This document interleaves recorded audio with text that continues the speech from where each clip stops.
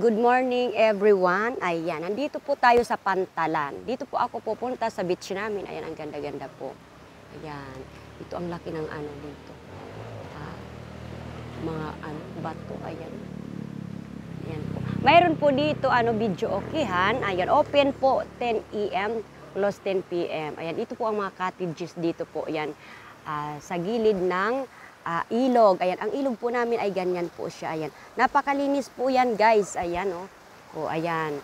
Ayan, yan po. Tapos dito po sa gilid ng ilog, ayan, dito po ang mga cottages. Din maliban po dito sa mga cottage, mayroon din po dito. Ayan. Halika kayo guys, itotour ko po kayo. Punta po tayo sa White Sand. Ayan. Dito po marami po dito ang mga nag-o-overnight. Ayan po yung namin dito. Ayan. Kaya wag po kayong magtaka kung bakit ang mga nakatira dito ay maitim-itim na. Dahil po nakaharap po ang mga bahay dito sa dagat. Ayan. Ito po siya. Ang dami pong rock formation. Ayan, ito po ang tinatawag ditong Pantalan. Ayan. Marami din po dito mga bangka. Pero yung iba lumaot na po. Ayan po. Maraming nag-o-overnight po dito, taga iba-ibang lugar po. Ayan po. Ayan po yung dito. Oh. Ayan. Puntahan po natin. Dati po kasi wala pong ganito. Yan, since po na sumikat po ang lugar namin, ay marami na pong nagsisipuntahan po dito na taga iba't ibang mga barangay, lugar. Ayan. Dito po tayo. Ayan siya guys. Pag low tide po dito, ayan, makakarating po kayo dyan banda. Ayan. Yung dito banda sa sa gilid. Pag low tide po. Pero pag high tide po, ganito po ang itsura. Ayan. Pag low tide dito, hapon.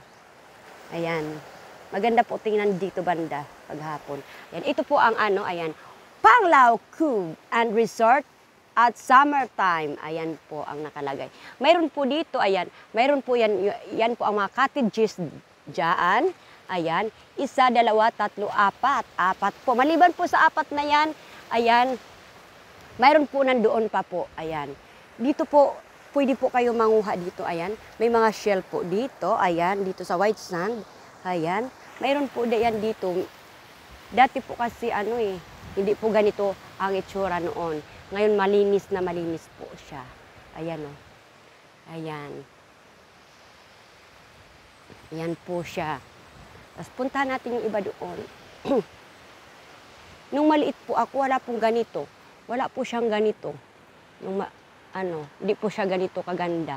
Puro po yan mga damo. Mga damo-damo. Ayan po guys. Nakikita niyo po ba? Ayan. Dito po ang iba naglalaro. May badminton din po dito. Ayan, sa pinakadulo doon. Sa pinakadulo po doon, mayroon po doon kung gusto niyo maglaro ng badminton. Din pwede po kayo dito mag-video okay, mag-overnight po.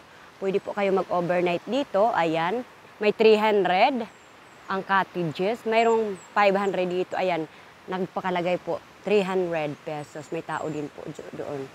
Ayan, sila po ang may-ari ng cottage. Ayan guys, ang ganda ng sikat ng araw guys. Ayan o. Tapos ganun ang makikita mo. Talagang mawawala ang stress mo dito. Ayan, ang ganda po ng lugar namin. Ayan. May mga naliligo doon ng mga bata. Tapos yung banda doon, ayun, kung saan nakatutok ang aking camera, ayan, doon po malalaki po ang alon pag tuwing medyo masama-sama ang panahon. Ayan, malalaki po ang alon doon. Kaya marami pong nagsusurfing na mga turistang foreigner. Ayan. Ang ganda ng mga nyog. Ayan. Ang ganda ng mga puno. Ayan, guys. Thank you for watching, guys. Ayan, dito po ang aming lugar. Ayan. My hometown where I belong. Ayan. Dito po ako naglalakad nung nagdadala po ako ng saging. Ayan, na ilinalagay ko po sa aking ulo nung maliit pa po ako. Mula doon sa dulo, papunta po doon sa may ilog hanggang makaakyat ako sa bahay namin.